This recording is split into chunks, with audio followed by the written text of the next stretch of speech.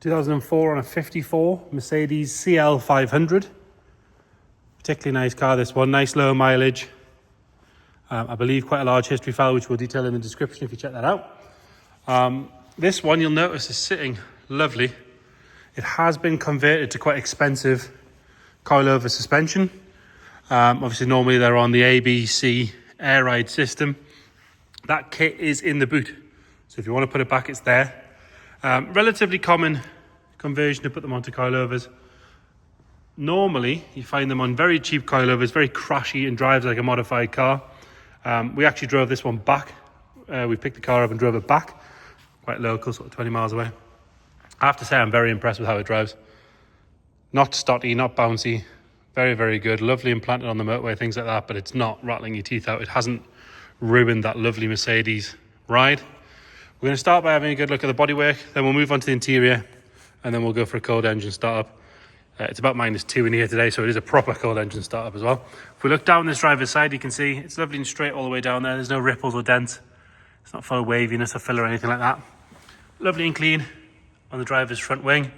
No marks to whinge about there at all. All good across the top. The arch itself, got one little stone chip just there for being picky, but other than that, really good all the way down. No sign of any corrosion coming through on the bottom here where you normally find it. Nice set of clean, tidy alloys. Odd little curb rash here and there, but generally very good. Continuing down this side, all the chrome strip that runs all the way along is lovely and clean. There's no dings or dents on the driver's door. We do have one little bird poo mark just there, which could do with being polished out. Nice and tidy around the wing mirror. All good up the A-pillar. Normally you find these are caked in stone chips, but like I say, this one's nice low mileage, so that's not the case here.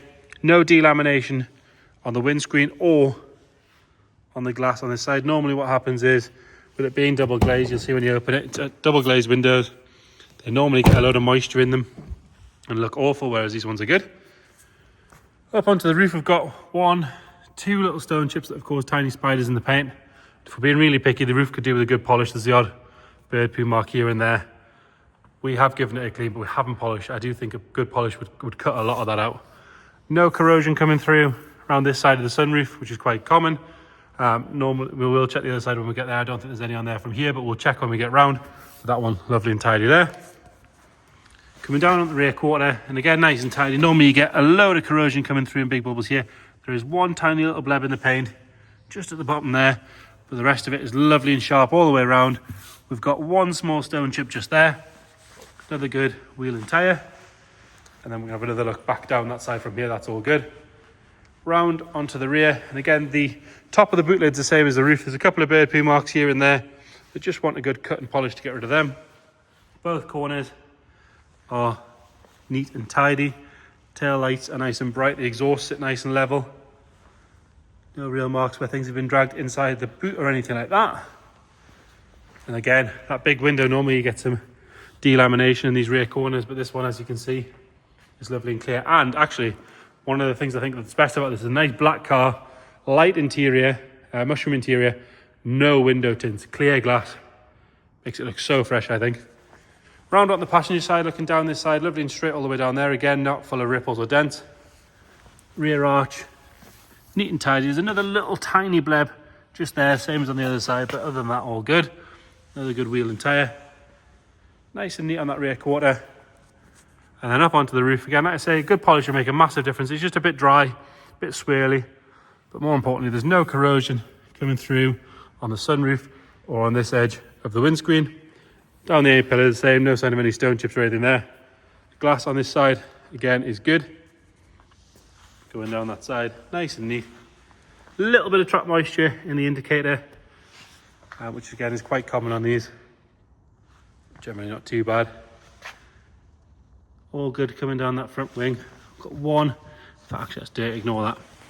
And nice and neat in that arch all the way around. Another good wheel and tyre. Round on the front, and unlike pretty much every make of this era, headlights don't need polish, they're nice and clear. Front bumper is pretty much scruff free. Lower fog lamps, again, they normally go very milky. These ones are lovely. Nice and neat on that front bumper itself. One or two really minor stone chips, but generally very, very good. And the bonnet itself, all nice and tidy. Moving on to the interior, the glass does drop as it should. Those lovely double hinge doors are nice and easy to open. All the buttons are clean and tidy, they haven't worn through. You've got your memory electric seats, electric windows. The boot button does actually work, and the rams still work in the boot, which is always good. In here, could do with a good shampoo on the carpets, but you can see those mats have never been up. It's brand new under there, really very good. 48,538 miles. Again, you see these on 200,000 miles quite regularly. Lovely and neat across the top of the dash, down the centre section of the centre console. All the buttons are good, they're not sort of worn out. Little bit of ingrained dirt on the steering wheel, which looks like it would clean out. It's not sort of perished or anything like that. And the driver's seat itself, generally very good. Importantly, I did notice that these actually work as they should. Rear seats, like every CL, look like they've hardly ever been used. Nice and neat. Headlining's lovely around the sunroof's nice and neat. Put that back, pull the bonnet. They do actually return quite often. Those things don't return to where they should. And like I said, there's the air suspension should you want to put that back on, proper make, stamped up and all that sort of stuff. There's a set of winter mats in there. Other than that, all lovely and clean. And the soft close on the boot works as it should. Passenger side, again, nice and neat. Normally when they don't have tints, this wood can suffer from sun fade, but this one, as you can see, is lovely.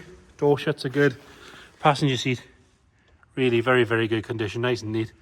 Mats and everything on this side. Normally the carpet that goes up the tunnel gets ingrained with dirt, but that one's all good. And this side of the dash is lovely as well. No funny smells in there, no signs of any trapped moisture.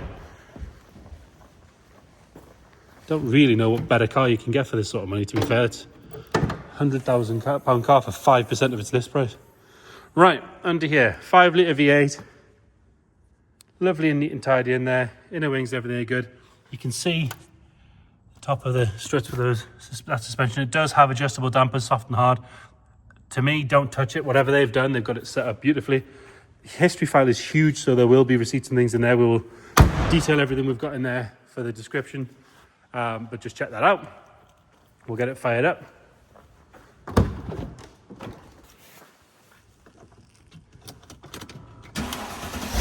Fires up on the button. Like I say, we drove it here as well, drives beautifully.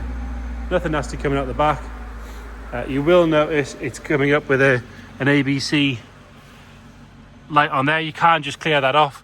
Obviously your buttons for the ABC don't work because it's unplugged, but it is all there to reinstate should you want to. But obviously that is there, you just turn it off. It doesn't put any warning lights on the dash or anything, so you're not looking at anything ugly when you're driving along. And I did notice it's got soft closed doors which work as well, which is lovely.